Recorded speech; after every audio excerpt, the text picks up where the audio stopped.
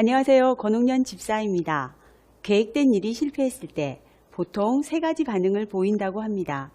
괜찮아, 잘 될 거야 라는 낙천적인 반응, 역시 안 되는 거였어 라며 실망하고 낙담하는 반응, 무엇이 문제였지 라며 실망과 함께 실패 원인을 분석하는 반응.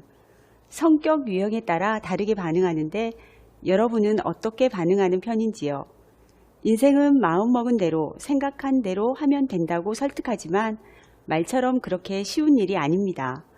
또한 누구나 평온한 일상을 보내는 듯 하지만 나름의 고민과 아픔, 문제들을 안고 살아가고 있으며 저 같은 경우에도 날마다 작고 사소한 문제와 큰 문제들 속에서 기쁨을 누리기도 하고 실망하기도 하며 하루하루를 보내고 있습니다.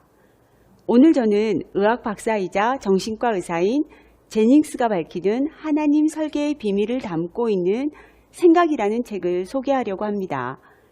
자신이 쓸모없다는 느낌, 낮은 자존감, 막연한 죄책감, 해로운 관계 습성, 원한과 의존 상태, 용서하지 못함, 이런 싸움들이 우리의 사고 속에서 맹위를 떨치고 있습니다. 각계 전투로 착각하기 쉬우나 큰 전투의 일부이며 우리 마음과 사고를 두고 벌어지는 영적 전투입니다. 다행히 이 싸움은 진싸움이 아니라는 희망이 있습니다. 이 책에서 우리는 하나님이 설계하신 본래의 이상적 사고를 배울 수 있고 우리를 회복하시려는 하나님의 아름다운 계획을 만날 수 있습니다.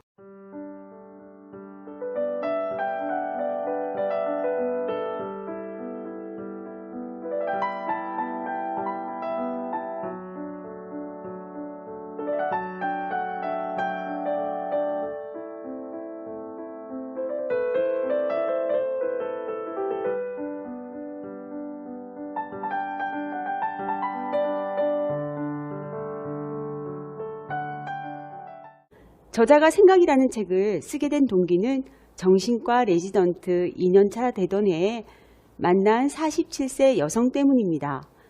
그녀는 보수적인 기독교 가정에서 성장했고 부모는 딸에게 교구 목사를 하나님의 지상 대리인으로 존경하도록 가르쳤습니다. 그런데 그 남자는 그녀를 6세 때부터 10세 때까지 성폭행했으며 나중에는 오히려 아이의 죄성을 지적하며 지옥불에서 고통당하지 않으려면 회개해야 한다고 종용했습니다. 그녀의 삶은 실패한 관계의 파란만장한 연속이었고 감정 기복이 만성화되었고 악몽과 불안, 욱한 성질과 분노로 고생했으며 특히 사람을 신뢰하지 못했습니다.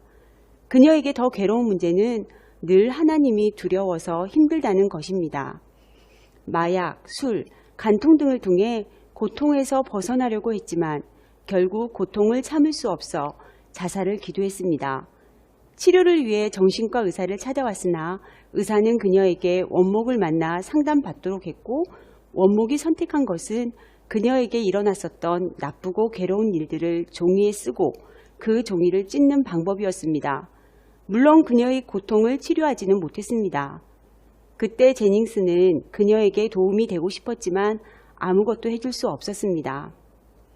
제닝스는 그녀와 같은 고통 속에 있는 사람들의 고통을 치유하고 각자의 삶이 정말 중요하고 의미 있음을 알게 하기 위해서 생각을 쓰게 되었다고 소개합니다. 저자는 사고의 구조를 생각, 의지, 감정, 영적 속성인 이성, 양심, 예배로 정의하면서 사고 구조가 균형을 이루지 못할 때 발생하는 문제들을 설명합니다. 모든 사람에게는 건강한 결정과 분별을 내릴 수 있도록 이성과 양심이 주어져 있고 이성과 양심 두 가지가 균형을 이루지 못할 때 웃지 못할 비극적인 일들이 일어납니다.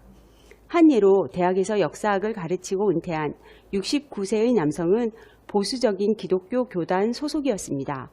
그는 약을 먹는 게 죄라고 믿었고 특히 정신과 약은 뇌를 훼손한다고 믿었습니다. 그런 이유로 은퇴한 후 우울증이 심하게 왔지만 의사의 처방을 무시한 채 자연요법만 고집하였고 결국 대소변을 가리지 못하는 상황까지 이르게 되었습니다. 우여곡절 끝에 자녀의 설득으로 항우울증제를 처방받고 복용하여 정상적인 생활로 돌아올 수 있었다고 합니다. 우리 주변에 설마 이런 일이 있을까 싶지만 안타깝게도 어떤 일을 결정할 때 누군가는 이성으로만 선택하고 누군가는 양심으로만 선택하는 오류를 범함으로 인생을 어렵고 고통스럽게 살아가고 있는 이들이 존재합니다. 또한 감정에 지배되어 자존감과 자신감이 낮아진 예로 어느 목사 부인의 사례를 들고 있습니다. 목사 부인 에설은 만성우울, 낮은 자존감, 정서 불안 등으로 힘들어하고 있었습니다. 그녀는 종교적인 가정에서 엄하지만 자애로운 부모의 양육을 받았고 그녀의 부모는 행실을 엄격히 규제하고 어긋난 행실에는 무조건 혼냈으며 스스로 생각하거나 질문하도록 격려하지 않았고 부모와 하나님의 지시대로 살도록 했습니다. 에설은 어려서부터 비판에 극도로 민감해져 자기 생각을 밝히거나 주장하기가 어려웠고 상대방의 심기를 건드려 거부당하는 것이 두려웠습니다. 그녀는 목사의 아내로서 참을성 있는 너그러움과 상냥함으로 많은 사람들에게 사랑과 존경을 받았습니다. 에설은 자신이 계획한 일이 있음에도 거부당하는 것에 대한 불안감으로 상대방의 부탁을 거절하지 못하고 들어주면서 계속 자신에게 해로운 결정을 내리고 있었습니다. 무조건 남의 기분을 맞추려고 노력하는 자신의 삶에 괴로워하던 에설은 거절함으로써 받는 타인의 불만이나 실망을 감내하기 시작했습니다. 또한 스스로 의지를 구사해 행동하고 이성적인 결정을 내림으로 자부심과 자신감이 살아나기 시작했습니다. 에설의 자존감이 낮아진 이유는 결정의 근거를 사실과 진리에 두지 않고 두렵고 불안한 감정에 두었기 때문입니다. 저자는 여러 환자들을 치료하는 과정에서 중요한 요인 중 한 가지로 예배의 법칙을 설명하고 있습니다. 사람은 무엇이든 자기가 존경하거나 예배하는 대상을 닮아간다고 합니다. 자아에 초점을 맞추면 더 자기 중심적인 사람이 되어가는 것처럼 말이죠. 기독교는 일반 심리학이나 정신과 의사들과 다르게 우리에게 자아를 보지 말고 그리스도를 보라고 가르치고 있습니다.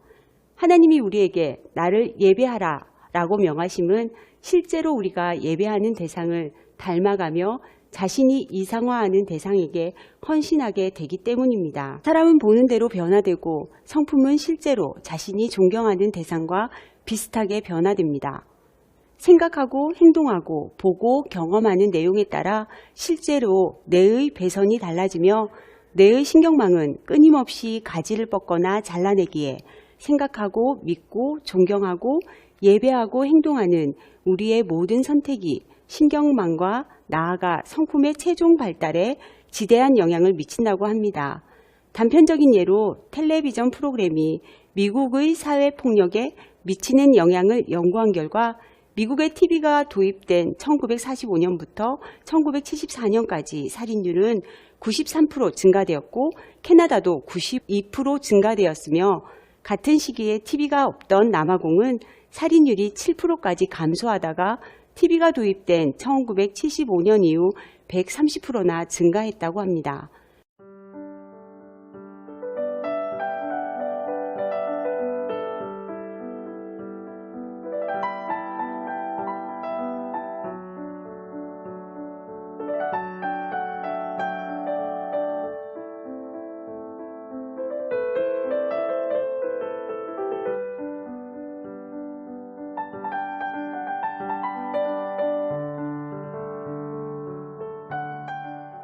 인간의 삶에서 하나님을 인정하지 않았기에 인간 욕구에 대한 유일한 대안으로 자아를 선택했던 지그문트 프로이트의 이론을 넘어 기독교적 관점에서 시작하기에 인간 고통에 대한 근본적인 해결책을 찾아갈 수 있었습니다.